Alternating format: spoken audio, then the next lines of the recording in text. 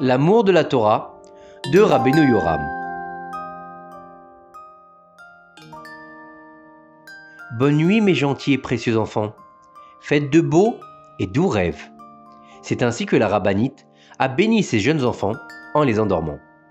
C'était une nuit très dure et pluvieuse cette nuit-là. Le froid pénétrait les os et tous les habitants de la maison ressentaient cela. Par conséquent, la rabbinite a enveloppé ses enfants dans de grosses couettes en laine. Demain, il y a école. Vous devez dormir à l'heure et vous lever en pleine forme afin de pouvoir étudier sans problème, a dit la rabbinite à ses enfants. Maman, a demandé l'une des filles, quand papa arrive-t-il? Tu sais, ma chère fille, qu'il est impossible de savoir quand papa rentrera à la maison.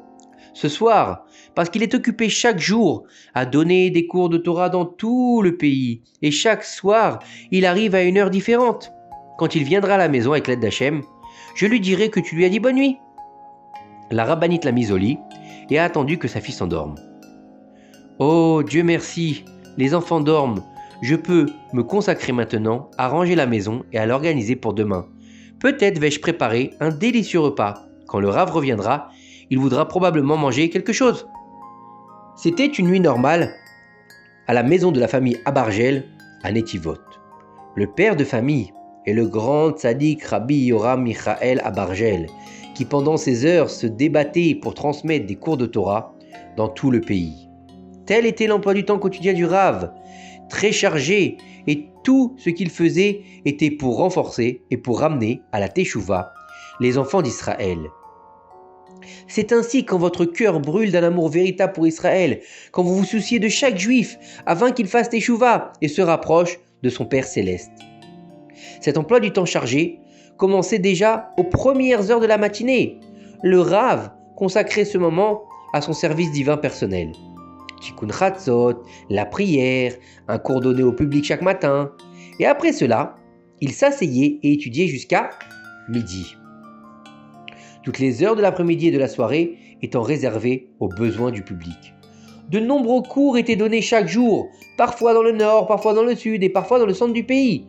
Les masses affluaient à ces cours pour boire ces paroles merveilleuses et douces. De temps en temps, il allait honorer ses chers disciples ou d'autres personnes dans leurs joies et événements. Le plus important était de rendre heureux le cœur du peuple d'Israël.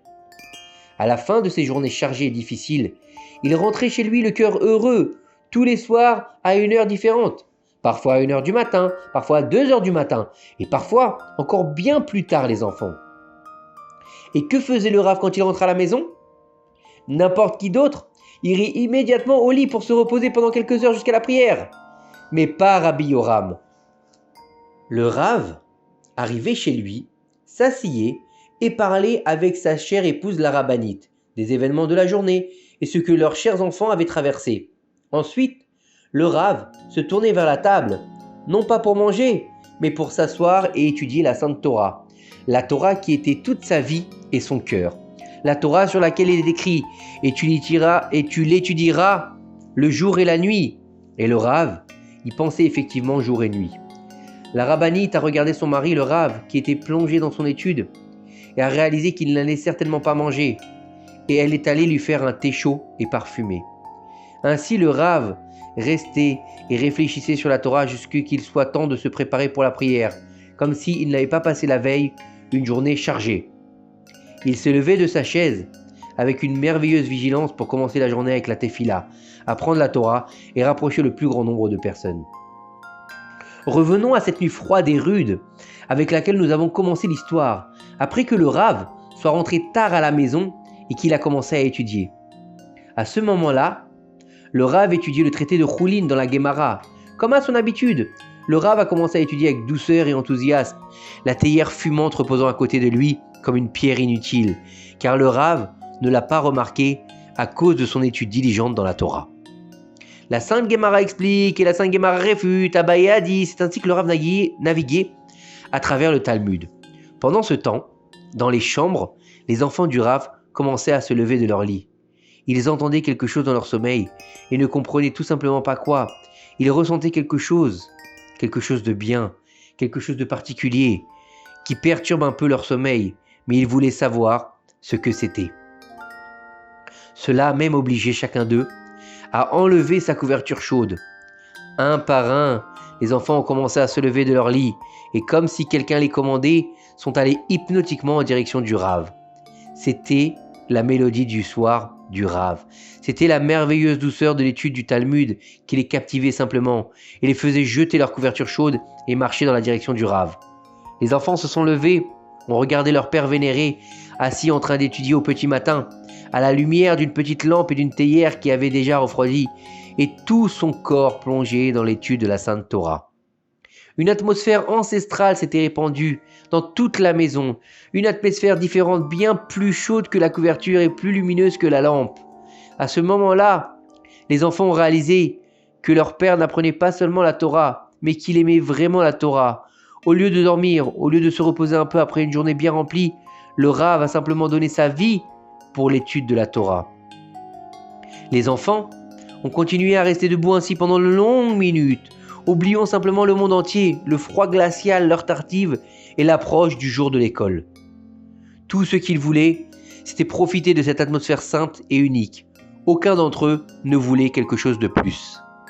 Soudain, ils ont entendu un appel dans leur direction. C'était leur mère, la rabbinite, qui les appelait.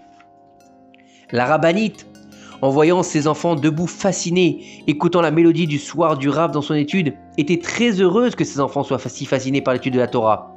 Mais d'un autre côté, elle ne voulait pas qu'ils perdent des heures de sommeil ou interfèrent avec l'étude du Rav. Par conséquent, la rabbinite les a exhortés à revenir rapidement dans leur lit. Même lorsque les enfants sont retournés au lit, ils ne se sont pas endormis tout de suite. Cette nuit-là, les enfants ont décidé qu'eux aussi voulaient ressentir le même sentiment. La forte impression que leur a laissé cette vision unique ne les a pas quittés. Elle les a accompagnés cette nuit-là et a continué à les accompagner de nombreuses années plus tard, jusqu'à aujourd'hui. Vous savez, chers enfants, comment il est possible de parvenir à un tel labeur, à une telle diligence dans l'étude de la Torah ? Eh bien, cela n'est possible que par l'amour de la Torah. Ce n'est que lorsqu'on l'aime vraiment, la Torah, que l'on peut acquérir et atteindre une véritable diligence et une véritable dévotion à la Torah. À très bientôt.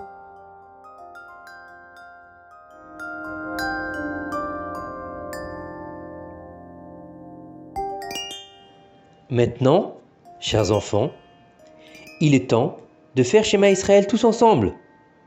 Shema Israël, Adonai Eloheinu, Adonai Echad. Bonne nuit.